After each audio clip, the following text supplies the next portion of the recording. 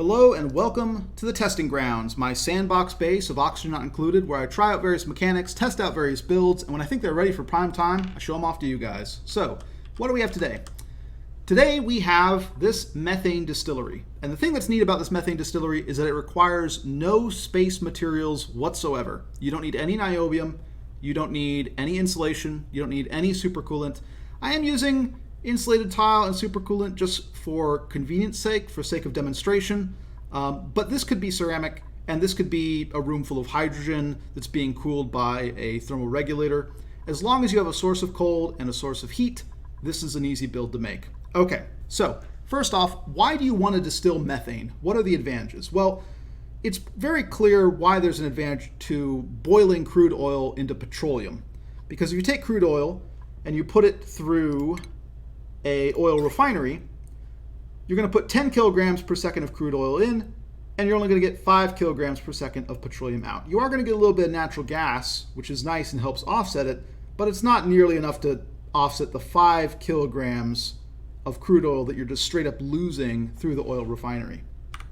Meanwhile, if you just take the crude oil and heat it up to about 400 degrees, it'll just turn into petroleum at a 1-to-1 ratio with no losses whatsoever. Right? You can straight up convert all of your crude oil into petroleum, and that more or less doubles your efficiency with this process. So right off the bat, it's pretty clear why turning crude oil and heating it up into petroleum is advantageous. What might be a little bit less clear to people is that it is also advantageous to then continue heating up that petroleum, turn it into sour gas, condense that sour gas down into methane, and then let that methane boil off into natural gas and use the natural gas. Why is this? Well, if we go to our power options here, the natural gas generator recovers nearly all of its mass with outputs, right? 90 grams per second of natural gas goes in. I get 67.5 grams per second of polluted water, which is fantastic. Water is an amazing resource. I definitely want more of it. And I get 22.5 grams per second of carbon dioxide. The carbon dioxide I'll be able to feed to slicksters and thus turn back into crude oil at, I believe, a 2-to-1 ratio, but I'm recovering almost all of my mass here. I'm getting more water, which is fantastic. Water is a very important resource. I'm only losing basically half of the value of this carbon dioxide because of inefficiencies in terms of turning it back into crude oil, but that's it. I'm recovering almost everything, and I'm getting a lot of power to boot. For only 90 grams per second of natural gas, I'm getting 800 watts of power. Pretty fantastic. This is also a great way to delete a lot of heat because these outputs are output at the temperature of the natural gas generator, which is fantastic. You can cool off your natural gas generator, get a lot of cold polluted water, cold carbon dioxide. Also, polluted water is very important for heat deletion because one of the easiest ways to delete heat is with a water sieve. So the more polluted water you have, the more heat you're going to be able to delete, the more water you're going to have to be able to produce oxygen and everything like that. And that you can take this water and you can put it into an oil reservoir and produce more crude oil. So this whole process is very highly positive when it comes to resources, that this polluted water can fetch you more crude oil than it costs you in terms of the natural gas. Petroleum generators are also pretty good. But notice that they aren't really as good. For 2,000 grams per second, remember the natural gas generator was only taking 90. Here I need 2,000 grams per second to get 2 kilowatts of power. It's a lot less efficient in terms of power, but most importantly, I'm getting a lot less polluted water, right? I was recovering a huge fraction of my natural gas as polluted water. Here I'm only getting 750 grams for every 2,000 grams of petroleum that I put in. Having a little bit more carbon dioxide helps, but still, this in total is only basically 1,000 grams per second that I'm getting out, right? I'm recovering about half if I'm considering this carbon dioxide as sort of a food for the slicksters, and this gets converted back to crude oil at a 2-to-1 ratio. I'm only getting back half the mass that I put in. So petroleum generators are still good. They'll still be water positive in conjunction with an oil reservoir, but clearly the big game is in natural gas generators. Of course, the process is a little bit more complex. Before, we just needed to heat crude oil above 400 degrees, and it turned into petroleum, and then we take the petroleum and do what we want with it. Here, we need to heat up the crude oil into petroleum and then go further and heat it into sour gas. Once we have the sour gas, we then need to chill that sour gas all the way down to negative 165 degrees, something along there. I can actually probably click on sour gas, properties, condensation point is negative 161.5. So I need to cool it down to negative 161.5 degrees Celsius in order for it to turn into methane. And then the methane will evaporate or to boil off into natural gas, right? So I'm also losing some of my mass here to sulfur. That only 2/3 of the sour gas is being converted into natural gas, which is a fairly big hit. But given just the huge advantages of the natural gas generator over the petroleum generator, this is still very much worth it, right? So one of the big complications that a lot of people encounter when they try and set up their builds is that they have problems dealing with heat. And in particular, they find themselves needing components that are able to survive at that heat. So for example, they need very often niobium in order to have a pump somewhere in this heated up area to move things about, but the pump will fail if it's not niobium. A steel pump will break down in one of these chambers. So you can only put sort of non-moving parts into your heating chamber, and there's a little bit of complication with that as a result. And most people wait until they get space materials before they start doing this sort of converting crude oil into natural gas process. You don't need to do that though. There's actually a trick that a lot of people I don't think are aware of, which is that liquids in pipes will only damage the pipe due to phase change if there is more than 1 kilogram in the pipe. A pipe can hold 10 kilograms, but if you limit it to 1/10 of that value by use of a liquid valve, right? We have a liquid valve here. We've set this flow control to 1 kilogram per second. If you limit it, then the liquid will not change phase while it is in the pipe. It will stay in its phase the entire time, and then once it's released, it will change phase if the temperature demands it. But it will not break your pipes as you're pumping it here. This is the sort of central principle off of which this entire operation is based. Otherwise, we would need moving parts, we'd have complications. There are other processes we could go, and I can show off some of those builds, but this is what makes it all just really simple, is a simple liquid valve. I think a lot of people don't know this. They don't know this thing about pipes. I think it is an intended behavior by the developers. They have this limit of 1/10. This basically be the same as what you can carry in an air duct. So basically, you're making your pipe large enough so that it can contain this crude oil, even if it all turned into sour gas, right? In any case, central part of the build is liquid valve throttles the flow. We have a pump down here pumping in crude oil, throttles the flow to 1 kilogram per second, and then it's just exited out here. The question after that is, how do you make this design efficient, right? And for this, it's pretty simple. You want to preheat and pre-cool your inputs and outputs, right? Here we have any sort of heat source that is about 600 degrees or higher. And here we have any source of cold that is negative 162 or lower. In this case, I'm just using supercoolant.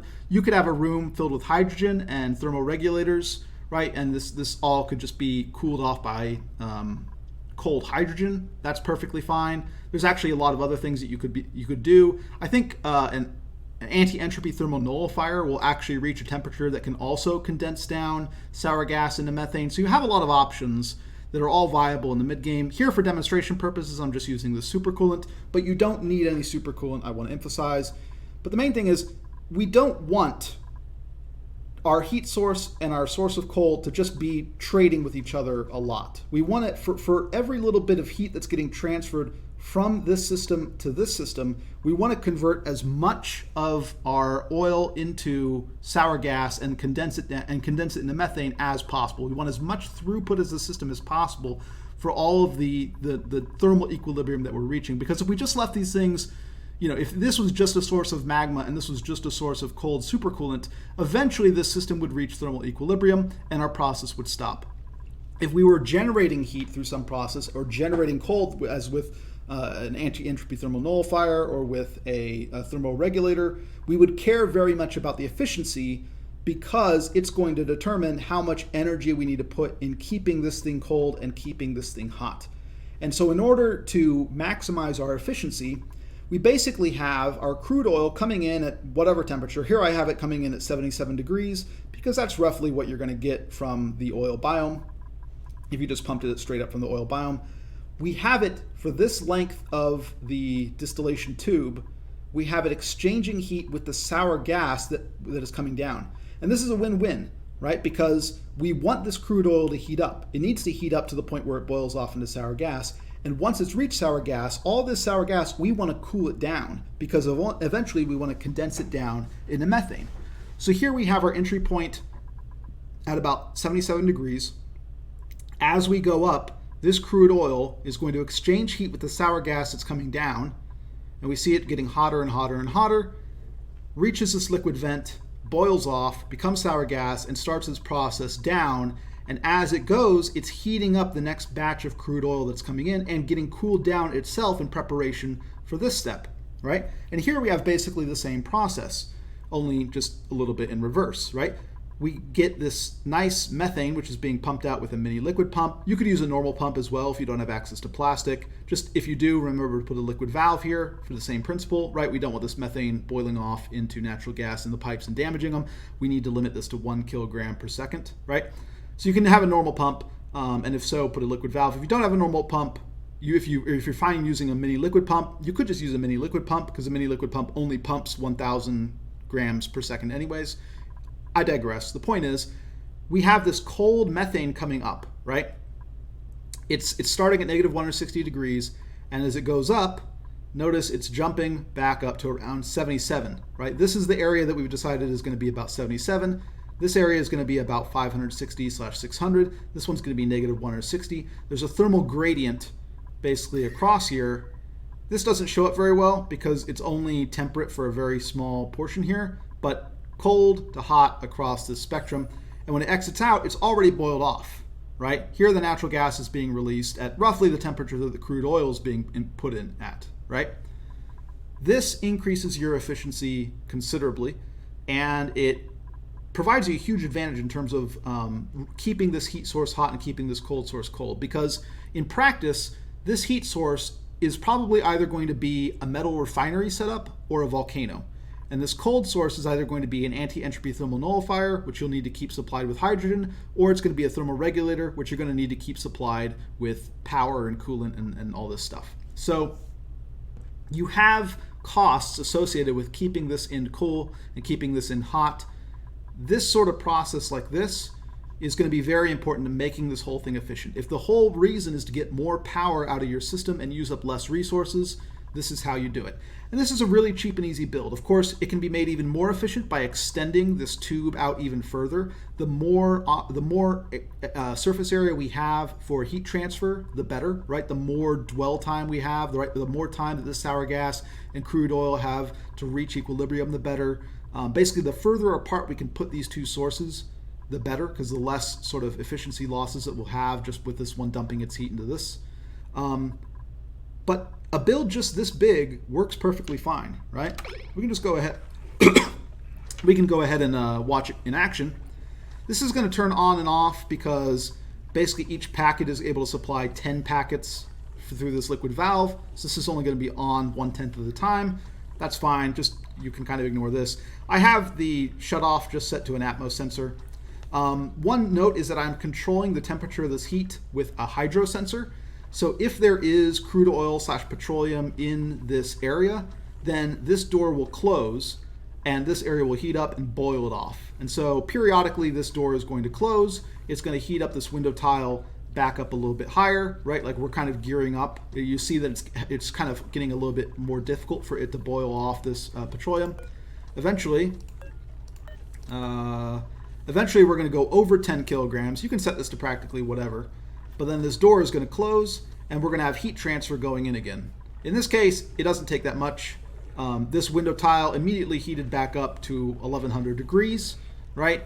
Because this is made out of steel. You could make this out of iron. You wouldn't, I think, want to make it out of gold, because gold or copper could potentially melt. You'd reach the melting point of this temperature. But iron is doable with this build. I'm doing it with steel, right? Because it would just be that this door would be closed for longer, and here the door is open for a very long time, right? Spiked all the way up to 1100. Now we're falling back down to 700. This will close again eventually and heat this back up, and the process will continue. And we see that basically we're putting in 1 kilogram per second of crude oil. We're going to get out 667 grams of natural gas per second, and the rest is going to remain as sulfur. We could, if we wanted to, also include a little, what are they called? I have one over here, auto sweeper. We can include an auto sweeper and grab this sulfur, and that could be very useful as well, because it's quite possible that we want this nice cold sulfur to absorb some heat somewhere, right? We'd pick it up, we'd transport it somewhere, and then it would absorb a bunch of heat, and then we just vent it off to space. So there are uses for the sulfur potentially, but if you just keep it here, there's nothing wrong with that either. It's just going to sit here. You're going to have a growing mass of sulfur. That's perfectly fine. It's just thermal mass in the system that you're not doing anything with. It's perfectly fine. We're about at that point where the door is going to close again. Yep, door closes. This boils off, door opens, and the process repeats. Very easy, very simple. Again, this is a build that you can do in the mid-game.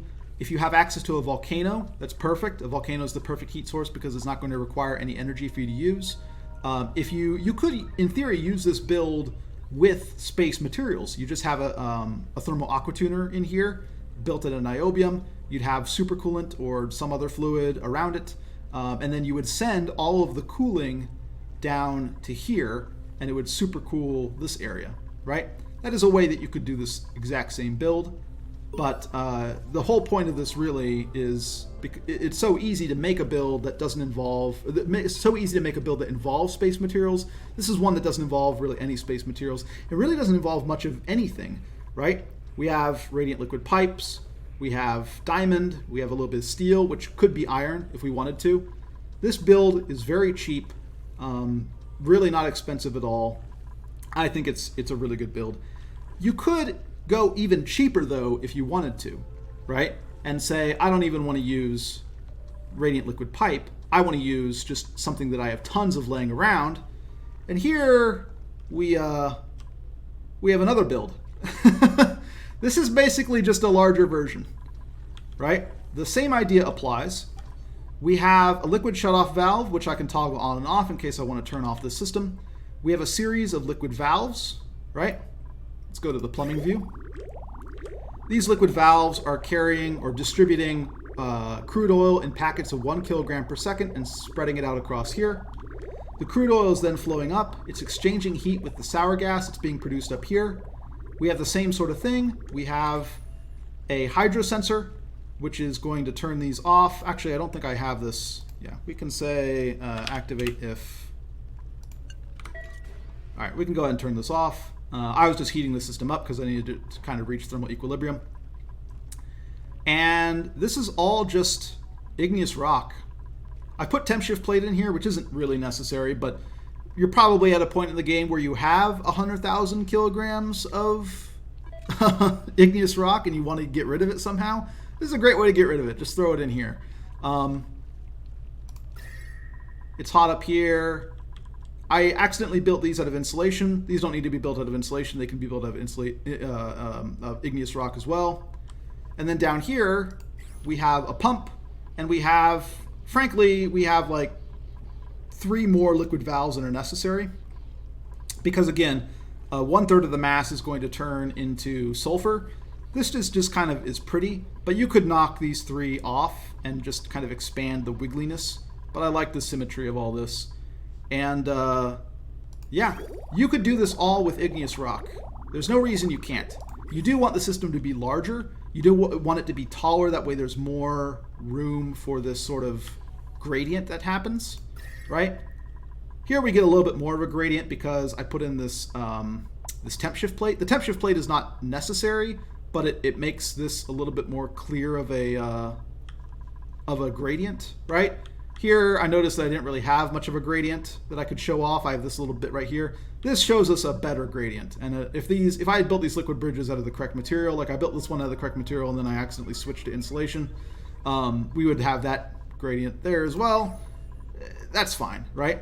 And this is going to produce a lot of natural gas. I mean, I guess I've just been running this for a while, but a ton of natural gas is going to be produced by this. Again, we just have a source of cold down here. You can use a normal liquid pump.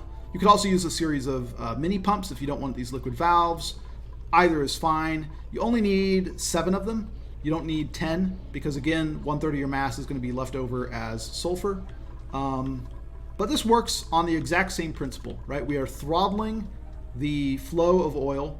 That way we don't have breakages in our pipes. We're using this tube, this whole distillation tube, as a sort of heat exchanger to preheat the oil that's coming in and pre-cool the sour gas that's about to be condensed, right? And also heat up the methane that we are going to turn into natural gas. We want this to boil off into natural gas, right? This is probably bigger than necessary, but again, I'm using steel here again for the thermal properties, not because it's like necessary for these doors to survive.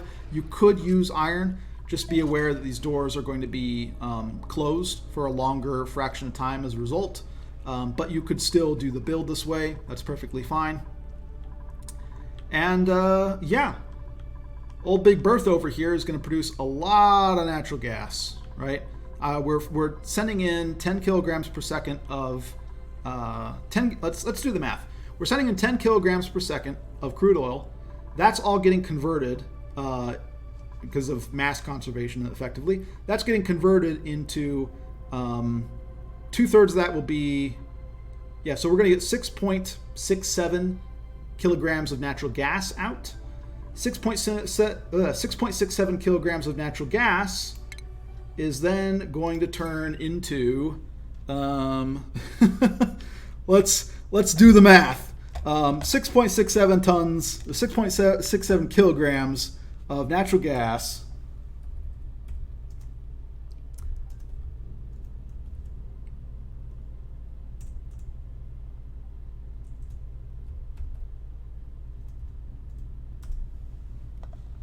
oh yeah, this is a lot.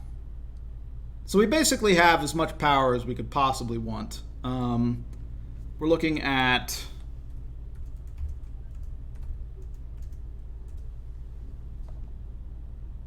I think 59 kilowatts, if I'm not mistaken. We're getting a lot of polluted water once we convert all this. Really powerful system. Again, same principle. You don't need to build anything this big. You definitely don't need the temp shift plate in here. Mainly the temp shift plate is in here just so I can get a nice gradient to show you how this is working. But yeah, you could just use igneous rock. You don't even need refined metal to make this build work. I guess you do need refined metal for these doors, ultimately. Right? You could make these out of iron. That's an easy to get refined metal. You technically don't need the diamond either. Same principle. In any case, that's the build. Very simple, very easy. Just remember, liquid valves prevent breakages in the pipes. After that, it's just a matter of designing it to be as efficient as possible. And there you have it. All right, I've been rambling on long enough. I'm going to cut things here. I'll catch you guys next time.